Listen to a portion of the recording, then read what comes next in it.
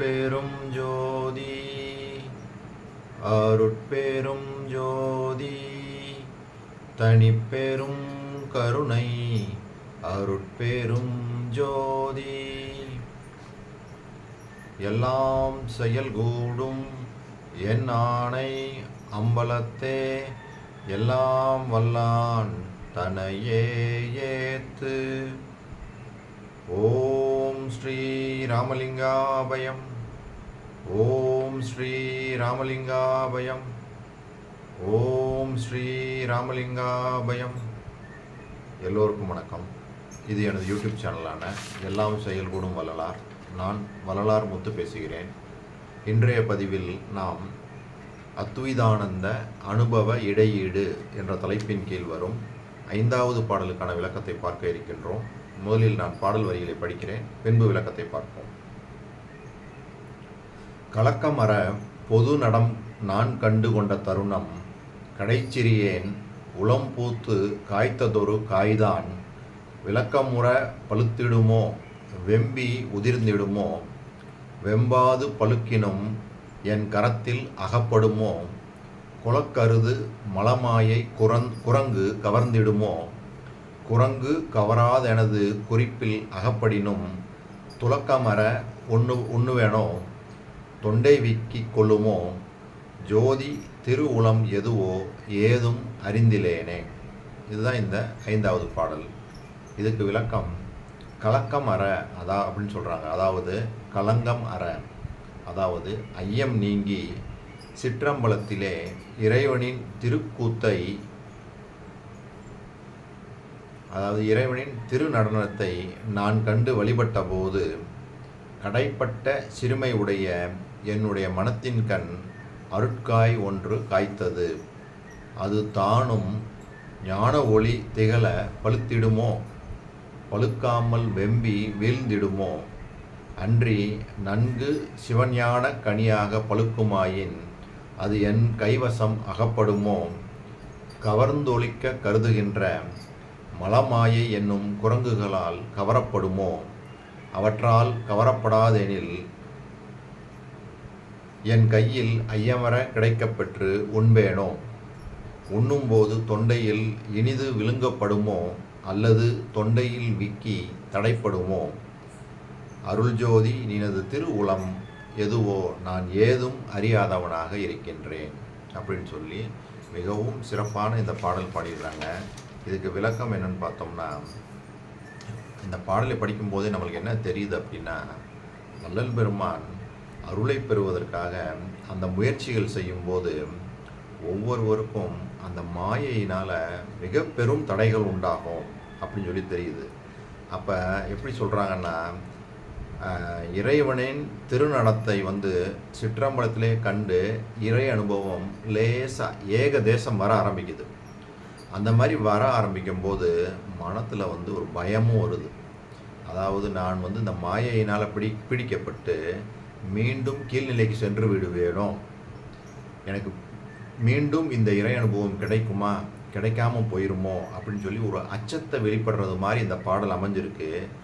ஆக்சுவலாக இது அச்சம் இல்லை.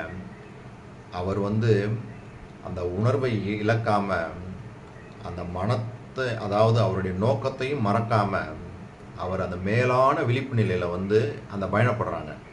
ஏன்னா வள்ளல் பெருமானே தத்துவ வெற்றி அப்படின்ற தலைப்பில் இந்த மாயையை 3ஆக பிரித்து சொல்கிறாங்க.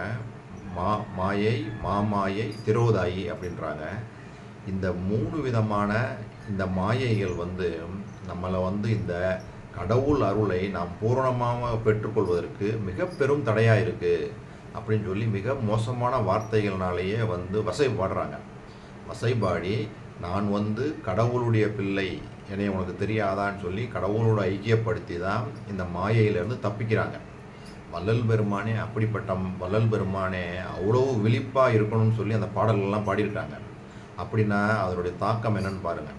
சாதாரணமாக நம்ம இருக்கும்போது என்ன ஆகிரும் அப்படின்னா, கொஞ்சம் இந்த அருள்நிலையில் போகும்போதே சில சித்திகள் வரும்போதே எனக்கு எல்லாமே தெரியும் அப்படின்ற நிலையில் அந்த பல்லிழுத்து ஏமாந்து விட நேரிடும்னு சொல்லுவாங்க. அந்த மாதிரி சின்ன இதுலேயே பல்லிழுத்து ஏமாந்து அந்த சித்திகளையே பண்ணிக்கிட்டே இருந்து அங்கேயே இருந்து உழன்று மரணித்து விடுவார்கள். அது வந்து ஒரு பிரயோஜனம் கிடையாது. வள்ளல் பெருமான் சொல்கிறது அந்த முடிந்த முடிவான நிலைக்கு போகணும். அதனால இந்த பாடலில் சொல்கிறாங்க, எனக்கு ஏகதேசம் அந்த அனுபவம் கிடைக்குது, அதே சமயத்தில் எனக்கு வந்து அந்த ஒரு விதமான அச்ச உணர்வு, அதாவது அது கிடச்சி முழுசாக அனுபவிக்க முடியாமல் போயிருமோ. அதில் சொல்கிறாங்க, எப்படி சொல்கிறாங்க பாருங்கள். அதாவது குலக்கருது மலமாயை குரங்கு கவர்ந்திடுமோ, குரங்கு கவராது எனது குறிப்பில் அகப்படினும் துலக்கமர உண்ணுவனோ தொண்டை விக்கி கொள்ளுமோ.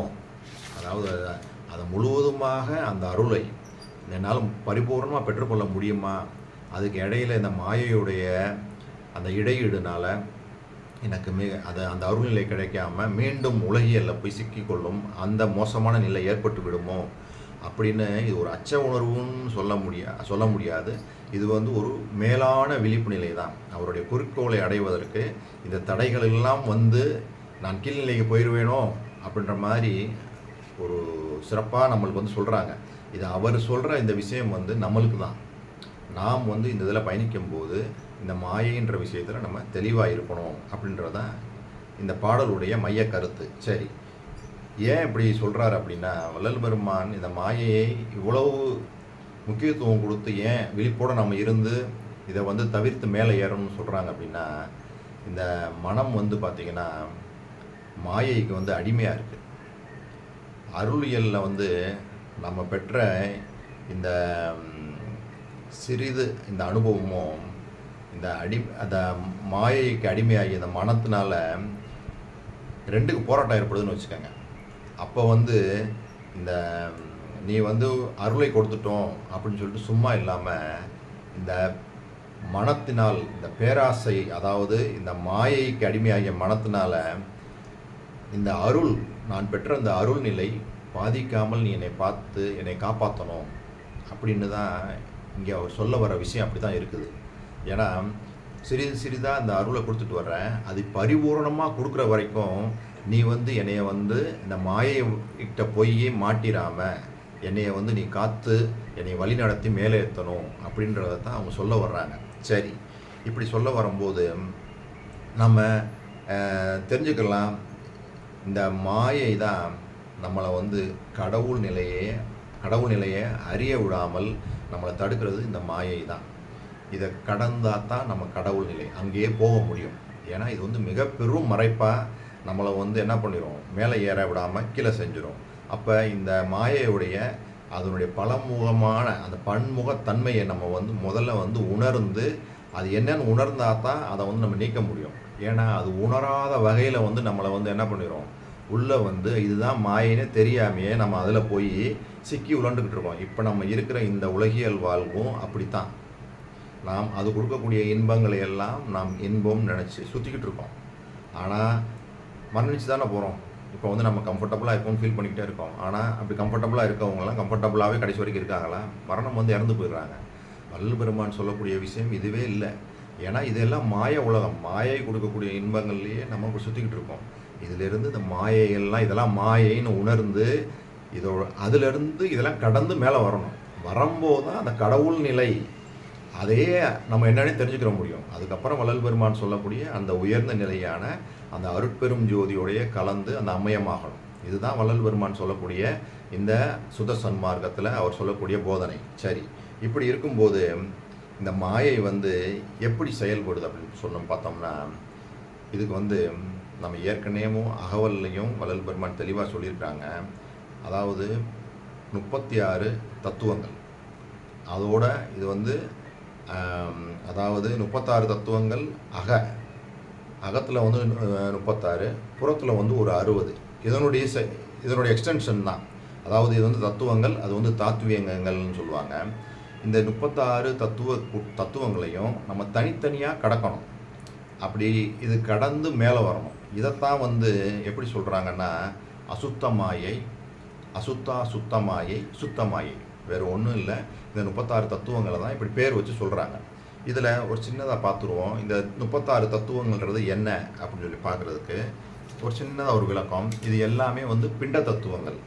இதில் வந்து பார்த்திங்கன்னா முதல்ல வந்து இந்த உட்கருவிகள்னு சொல்கிறது அந்த 36, புறக்கருவிகள்னு சொல்கிற 60 வந்து தாத்வீகங்கள் சொல்லுவாங்க. சரி, இந்த உட்கருவிகள் 36 வந்து பஞ்சபூதங்கள் வந்து 5 நம்மளுக்கு தெரியும். அது என்ன அப்படின்னு பார்த்தோம்னா நிலம், நீர், நெருப்பு, காற்று, ஆகாயம். சரி, இந்த 5 வந்து பஞ்சபூதங்கள். அதனுடைய தன் மாத்திரைகள்னு சொல்லி 5 இருக்குது. அது என்னன்னு பார்த்தீங்கன்னா ஓசை, ஒலி, ஒளி, சுவை, நாற்றம். இது வந்து தன் மாத்திரைகள். சரி, அதுக்கப்புறம் வந்து ஞானேந்திரியங்கள் வந்து ஒரு 5. கண், காது, மூக்கு, நாக்கு, இந்த தோல், இதெல்லாம் சேர்ந்தது வந்து ஞானேந்திரியங்கள். அப்புறம் கர்மேந்திரியங்கள்னு சொல்லக்கூடிய 5. வாய், கை, கால்கள், மலவாய், பிறப்புறுப்பு, இதெல்லாம் சேர்ந்தது வந்து கண்மேந்திரியம். அப்புறம் அந்த கரணம் 4. மனம், புத்தி, சித்தம், அகங்காரம், இந்த 4. இது எல்லாம் சேர்ந்தது வந்து ஒரு 24. வித்யா தத்துவம்னு சொல்லி ஒரு 7 இருக்குது. அந்த 7 தத்துவங்கள் என்னன்னு பார்த்தோம்னா காலம், நியதி, அராகம், கலை, வித்தை, புருடன், தோற்றமாயை, இது எல்லாம் சேர்ந்து இந்த 7. இது வந்து வித்யா தத்துவம். அடுத்து சுத்த தத்துவம்னு சொல்லி ஒரு 5. அது என்னன்னு பார்த்தோம்னா சுத்த வித்தை, விந்து, நாதம், பரவிந்து, பரநாதம். அப்போ இது எல்லாம் சேர்ந்து தான் 36. இப்போ நான் சொன்னேன் பார்த்தீங்களா, இந்த பரநாதம். இந்த பரநாதம் வரைக்கும் இந்த மாயையோட தொடர்பு இருக்கும். அந்த தொடர்பு, இந்த மறைப்புனால நம்மளுக்கு உண்மை ஞானம் எதுன்னே உண்மை புரியாது. அப்போ இதில் எல்லாம் கடந்து அந்த மேலே வரணும். அப்போ இதைத்தான் வந்து வள்ளல் பெருமான் அகவல்லையும் சுத்தமாயை தொடர்பறுத்து அருளை அத்தகை காட்டும் அருட்பெரும் ஜோதி அப்படின்னே பாடியிருக்கிறாங்க. சரி, இப்படி இருக்கும்போது இதைத்தான் கடந்து வரணும்னு சொல்லிட்டு தான் அட்டகத்தில் வள்ளல் பெருமான் எப்படி சொல்கிறாங்க பாருங்கள். 7வது பாடலில் தத்துவம் அனைத்தும் தனித்தனி கடந்தேம் தத்துவா அதீத மேல்நிலையில் சித்தியல் முழுதும் தெரிந்தனம் அவை மேல் சிவநிலை தெரிந்திடச் சென்றேம் ஒத்த அந்நிலைக்கண் யாமும் எம் உணர்வும் ஒருங்குற கரைந்து போயினம் என்று அத்தகை உணர்ந்தோர் வலுத்த நின்று ஓங்கும் அருட்பெரும் ஜோதி என் அரசே. இதை வந்து 3 பாட்டாக பிரிக்கணும். அதாவது தத்துவம் அனைத்தும் தனித்தனி கடந்தேன்னு சொல்கிறாங்க பார்த்தீங்களா. இப்போ நான் சொன்னேன் பாருங்கள், இந்த 36 தத்துவங்களையும் நம்ம ஒன்று ஒன்றா கடக்கணும். இது எல்லாமே என்னது, மனம், புத்தி, சித்தி, அகங்காரம் வந்துருச்சு. கருவிகள்னு சொல்லக்கூடிய கண், காது, மூக்கு, வாய், செவி, கை, கால்கள் எல்லாமே தத்துவங்கள் தான். இப்போ மனம், உடல் எல்லாமே தத்துவம்.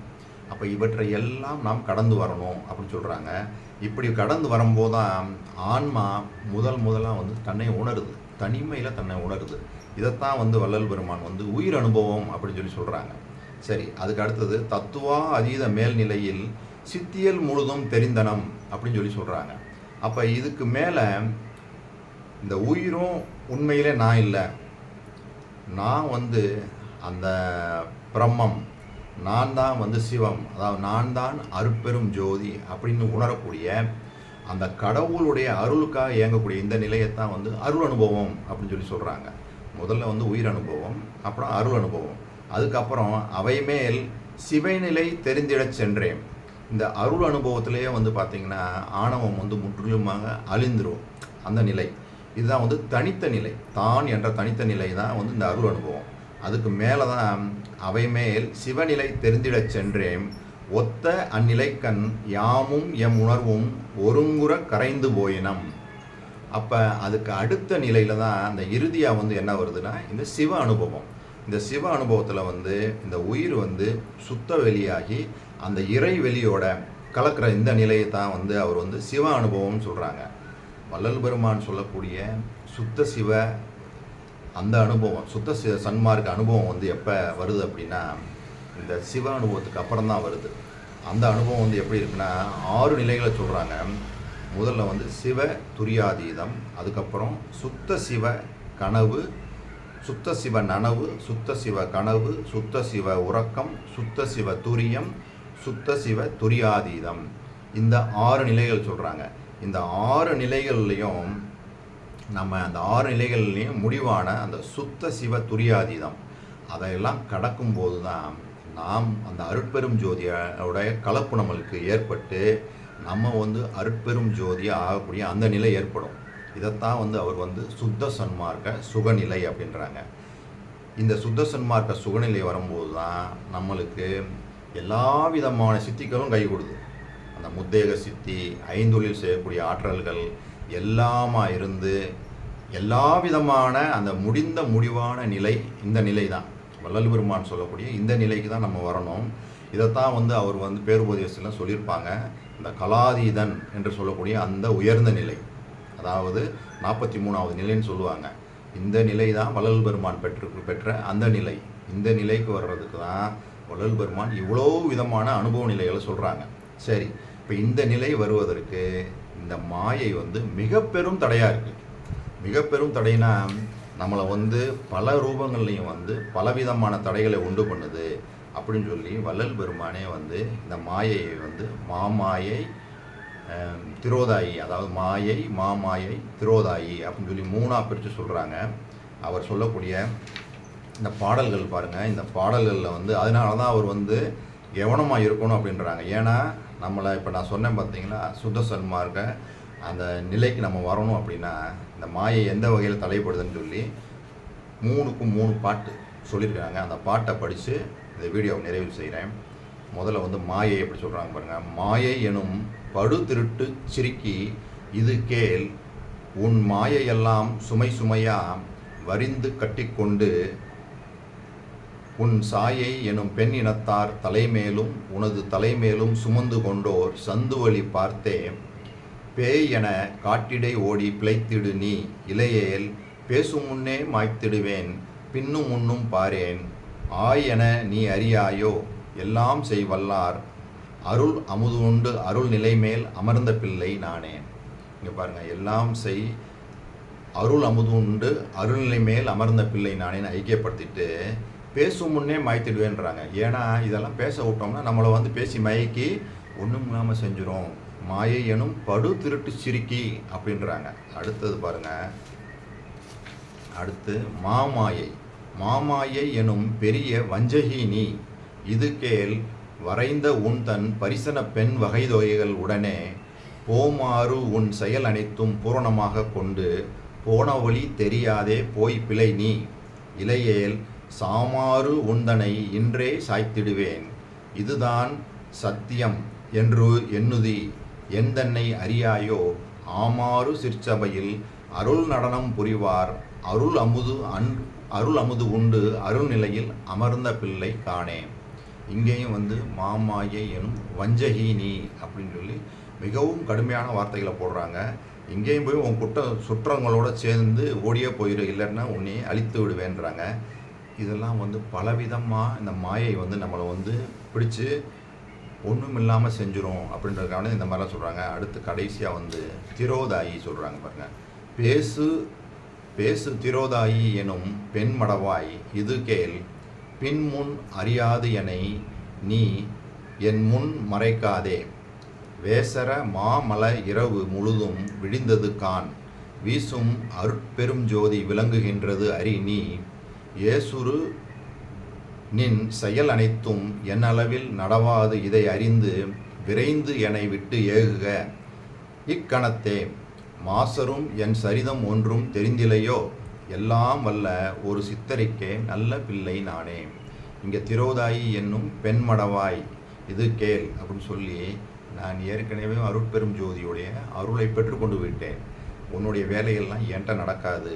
நான் யார் தெரியுமா? நான் அருட்பெரும் ஜோதிக்கு நல்ல பிள்ளை அப்படின்னு சொல்லி விழிப்பாக இருந்து செயல்படுறாங்க. அப்போ ஒரு மகானே இந்த மாயைக்கு இவ்வளவு முக்கியத்துவம் கொடுத்து பலவிதமாக சொல்கிறாங்க அப்படின்னா அது பல ரூபங்கள்லையும் நம்மளை அட்டாக் பண்ணும் அப்படின்றது தான் தெரிய வருது. எப்படிலாம் வரும் அப்படின்னா, எனக்கு எல்லாம் தெரியும், கொஞ்சம் இதில் பயணிச்சுட்டு இருக்கும்போதே எனக்கு சர்வ சித்தி இருக்குது, என்னால் எதை வேணாலும் செய்ய முடியும், நான் சொன்னால் அவங்களுக்கு எல்லாமே நடந்துடும் அப்படின்லாம் வரக்கூடிய இந்த சின்ன சின்ன சித்தி அனுபவங்கள்லாம் அதை பெருசாக நினைக்க வைக்கும். இன்னும் கூட நம்மளுடைய உயிராற்றலாம் உறிஞ்சக்கூடிய அந்த கனவுகள்லாம் உயிராற்றலை உறிஞ்சக்கூடிய அந்த நிகழ்வுகள்லாம் நடக்கும். எல்லாத்துலேயுமே நம்ம என்ன பண்ணணும், தெளிவாக இருக்கணும். இது யார், சில பேசுகிறவங்க மூலமாக கூட வரும், அவங்கள புகழ்ந்து பேசி அது மூலமாக மயங்குற மாதிரிலாம் வரும். அப்போ நம்ம தான் விழிப்பாக இருந்து இந்த மாயை எந்தெந்த வழியெல்லாம் நம்மளை அந்த அருள்நிலையில் போக விடாமல் தடுத்து கீழ்நிலையை கொண்டு போகுது. நம்ம தான் விழிப்பாக இருக்கணும். இந்த கடைசியாக சொன்ன திரோதாயின்றது அவர் தான் சொல்கிறாரு, அந்த படைத்தல், காத்தல், அழித்தல், மறைத்தல் அருள் அல்ல. இந்த மறைத்தல் தொழிலை செய்யக்கூடியது தான் இந்த திரோதாயின்னு சொல்கிறாங்க. இதுதான் வந்து நம்மளை வந்து கடைசியாக கடவுளை வந்து அறிய விடாமல் இந்த இதுதான் மறைச்சிருக்குது அப்படின்னு சொல்லி சொல்கிறாங்க. இந்த மறைப்பு நீங்கினா நம்மளுக்கு அந்த கடவுள் இதை கடைசியாக வந்து இந்த மறைப்பு வரும் அப்படின்றாங்க. இதையும் வந்து நம்ம என்ன பண்ணணும் அப்படின்னா, நான் வந்து ஏற்கனவே கடவுளுடைய அருளை பெற்று விட்டேன், நீ வந்து என்கிட்ட வந்து உன் பாட்ஷாலாம் உன்னுடைய டம்பத்தெல்லாம் வந்து என்கிட்ட காமிக்காத அப்படின்னு சொல்லி அந்த தெளிவோடு இருந்துட்டு, அதோடு கூட நான் அந்த அருட்பெரும் ஜோதிக்கு நல்ல பிள்ளை அப்படின்னு சொல்லி ஐக்கியப்படுத்தி, அதை வந்து நம்மளுடைய அந்த வைராக்கியத்தினாலையும் இங்கேயும் வந்து அந்த ஜீவகாருண்யம் அந்த இதெல்லாம் வந்து நம்மளுக்கு பலமாக இருக்கணும். அந்த முன்னாடியே வந்து இந்த பக்தி ஜீவகாருண்யத்தினால நம்ம வந்து அந்த கடவுளுடைய அருளை பரிபூர்ணமாக பெற்றிருக்கணும். அப்படி இருக்கும்போது தான் நம்ம இதை வந்து எதிர்த்து பேச முடியும். அப்படி இல்லாமல் இருந்தோம்னா நம்ம என்ன ஆயிடுவோம், இதுக்கு வந்து அந்த மறைப்பு அந்த அருளை அந்த மறைப்பு சக்தியில் போய் மாட்டிக்கிட்டு கடவுளை வந்து அந்த கடைசியை காமிக்க விடாமையே அப்படியே அமைக்கிறோம். இந்த மாதிரி நிலையில் வந்து அந்த அருளை பூரணமாக பெற முடியாமல் போனவங்க நிறைய பேர் அப்படின்றாங்க. அப்போ நம்ம வந்து அந்த முடிந்த முடிவான நிலையை அடைகிற வரைக்கும் இந்த மாயையுடைய தொடர்பு இருந்துக்கிட்டே இருக்கும். கடைசி வரைக்கும் நம்மளை விடாமல் பின்தொடர்ந்துகிட்டே வரும். நம்ம விழிப்போடு இருந்தால் தான் இதிலிருந்து நம்ம வந்து மேலேறி அந்த வள்ளல் பெருமான் சொல்லக்கூடிய பூரண நிலையை அடைய முடியும் என்ற இந்த சிந்தனையோடு நான் இந்த வீடியோவை நிறைவு செய்கின்றேன். இதுவரை பொறுமை காத்து எனது வீடியோவை பார்த்த உங்களுக்கு கோடான கோடி நமஸ்காரங்களும் நன்றிகளும். மீண்டும் நாம் நாளைய பதிவில் 6வது பாடலுக்கான விளக்கத்தை பார்ப்போம். அருட்பெரும் ஜோதி அருட்பெரும் ஜோதி தனிப்பெரும் கருணை அருட்பெரும் ஜோதி.